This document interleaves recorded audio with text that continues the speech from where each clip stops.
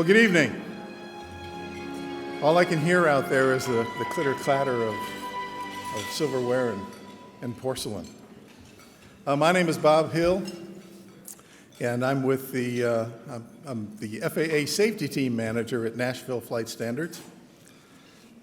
And right now I'm just thankful that I'm up here and I don't actually have any food on my shirt or tie at the moment. So, how many people here? Yeah, it's not over yet. How many people here have heard of the Master Pilot Award? Great. There are actually numerous recipients out amongst you, and they would not be the younger folks amongst you. But the Master Pilot Award was, or is, an award that was conceived in 2003 during the centennial flight at First Flight Airport. And it honors those pilots who have, for 50 or more years, exhibited professionalism, skill, and aviation expertise. And we'd like to honor two individuals tonight, and we'll kind of do an abbreviated presentation, but I would like to tell you a little bit about each of those individuals. But first, I'd like to bring them up on stage. And I know, Bill, you're probably still eating like I was, but if you'd welcome Lieutenant Colonel Bill Pauley. Bill, would you come on up, please? Where's Bill?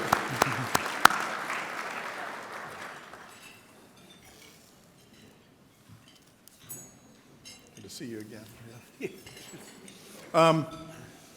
And the next individual is not even aware that he's receiving this award. Matter of fact, I was not aware that there was going to be another individual receiving an award. True story, 2 Saturdays ago, I'm at Olive Branch, Mississippi, flying the B-17. In the middle of 8 flights, giving rides, 2 people from Memphis FSDO came to the airplane and said, "Can you do us a huge favor at the Hall of Fame induction and present a Master Pilot Award to one of our local constituents?" I said, "Absolutely." But I said, I need to get in contact with some people because I know we're kind of time compressed.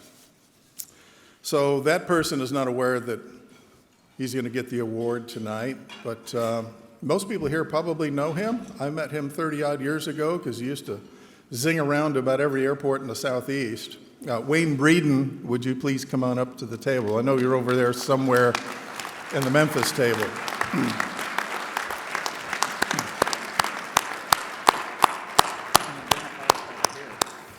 Yeah, Wayne, you can blame Bob and you can blame Tom Fares for starters. So. Okay. Good to see you again. Good to see you. Yeah. Let me tell you a little bit about Bill Pauley. Bill soloed an Air Force T-41, that's kind of like a 172, on November 1st, 1967 at Lubbock, Texas. Colonel Pauley is also a graduate of the Air Force Academy. Bill Pauley would go on to fly 347 combat missions in Vietnam in both the F-4 Phantom and the A-7 Corsair. He would amass 1,100 hours in the F-4, over 800 in the A-7, and over 500 in the F-16. He would also have an opportunity to fly many other aircraft that were in the Air Force inventory.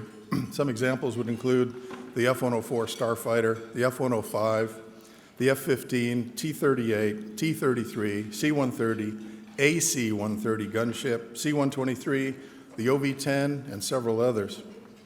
Following Colonel Pauley's retirement from the Air Force, he began teaching junior ROTC at Unicoi County High School.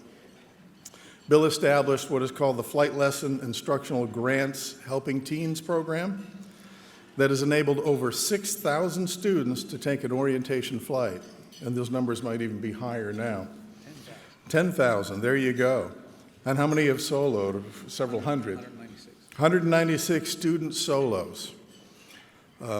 He also includes many service projects with the students to instill professionalism, work ethic, integrity, and discipline into the students.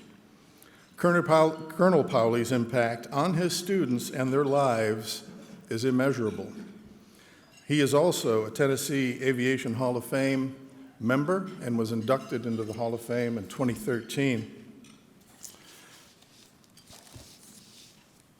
let me tell you a little bit about Wayne Breeden. Wayne sold a Piper Colt on August 30th, 1966, about 3 weeks after turning 17 years old. His perplexed parents told him he had to choose between having a car or flying, and Wayne picked flying. Wayne received his private certificate on August 29th, 1967. In 1968, he received his multi-engine rating. 1969, his commercial certificate. 1970, his CFI in an airplane. 1974, he acquired his instrument rating. Things were done a little differently back then. By 1983, he held his airline transport pilot certificate. And then in 1984, he got his private helicopter certificate, soon added on his commercial helicopter and helicopter CFI as well. By 1986, he got typed in a Learjet. And in 2006, I think he got his last rating, he got a single-engine seaplane rating, single-engine C.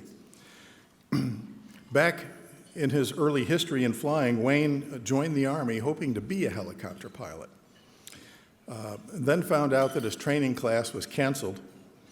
But since he was already a CFI, he found himself teaching fixed-wing training to Army pilots, Army rotorcraft pilots. By the mid-'70s, Wayne had joined the Don Horn Corporation that would inevitably become Ellis Horn and finally became Aviol. And that's when I first became acquainted with Wayne, was when he was with Aviol. As the regional sales manager for 20 years, Wayne flew company aircraft throughout the United States, or rather throughout the Southeast United States. And in 1997, started Helicopters Incorporated, which became his focus, and his company today operates 3 helicopters. Wayne's total time in aircraft is nearly 27,000 hours. Wayne is also an original Tennessee Aviation Hall of Fame board member here. So I would like to issue both of you the Master Pilot Award for your professionalism, dedication to aviation, and to those others who both have shown the way. Wayne? Well, that is wonderful. Thank you very much. I appreciate that.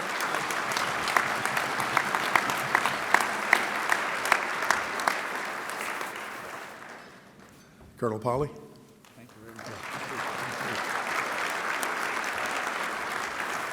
And I've got some other goodies for him, too, that we'll do later. We're a little bit time compressed with the program, but if you guys would, if I'll find both of you at some point, I have more that goes with all this. So thank you. Thank you for your time. Thank you to the Hall of Fame for providing this time to us. Thanks.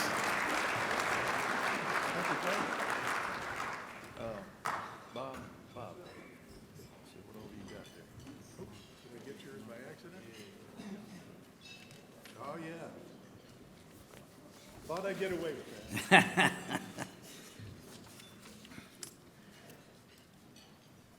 In the Hall of Fame, one of our inductees is Charlie Nelson. He started the Swift Society and did so many things. And, of course, he passed away a few years ago. But he has a granddaughter who is in the military, and she is here tonight, I think, and we want to recognize her. First, let me read this bio about her. Her name is Candace, or Kitty Wilson. Lieutenant Commander Candace Wilson grew up in Athens, Tennessee, where she lived at the McMeehan County Airport for a large portion of her childhood.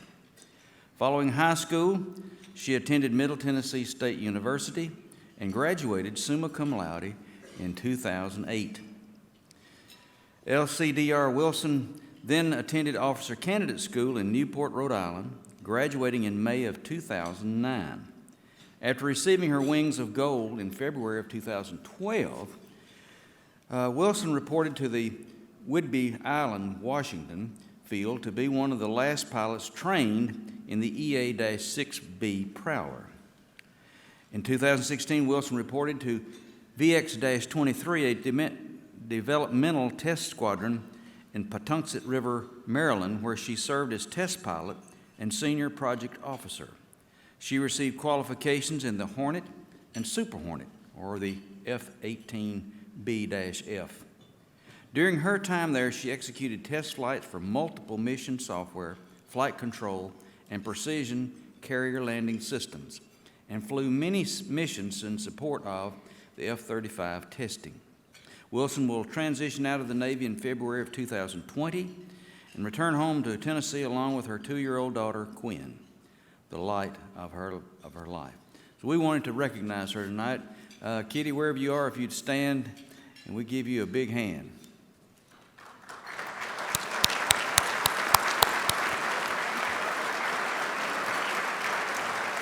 Oh, there she is.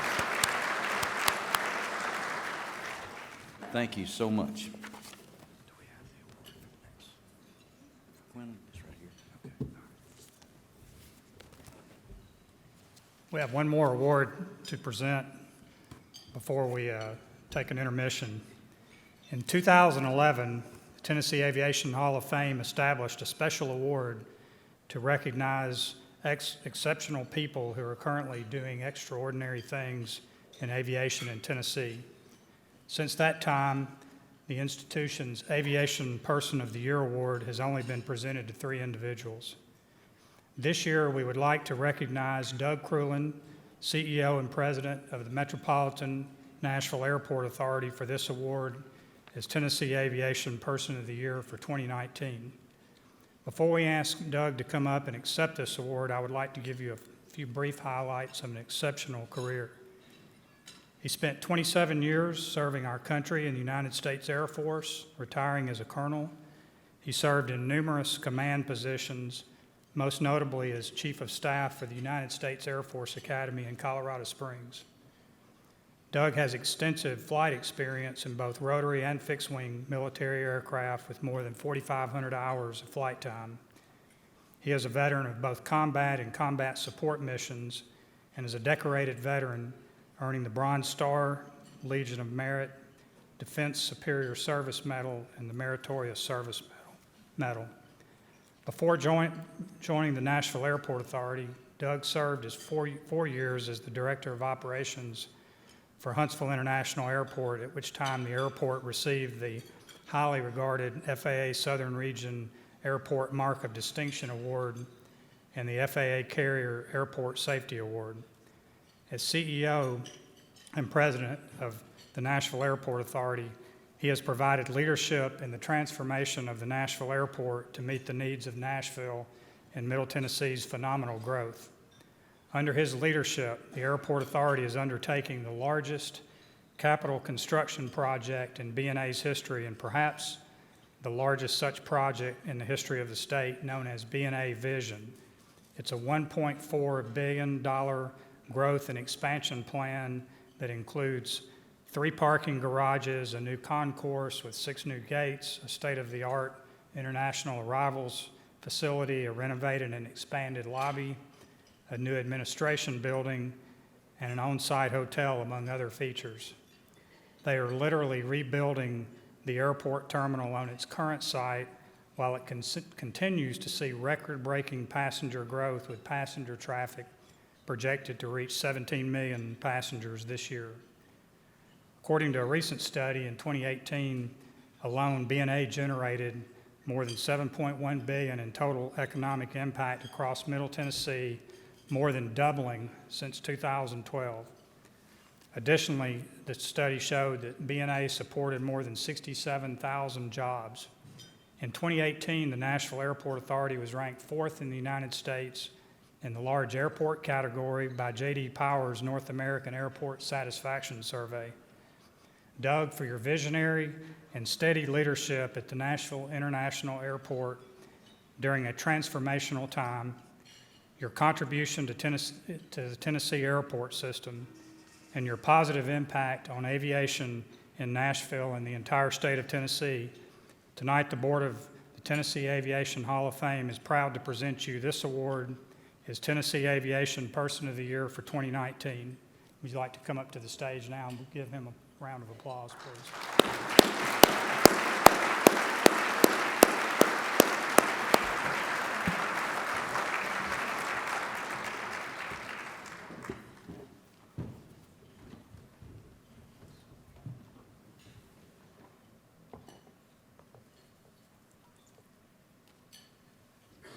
If you'd like to make a few remarks.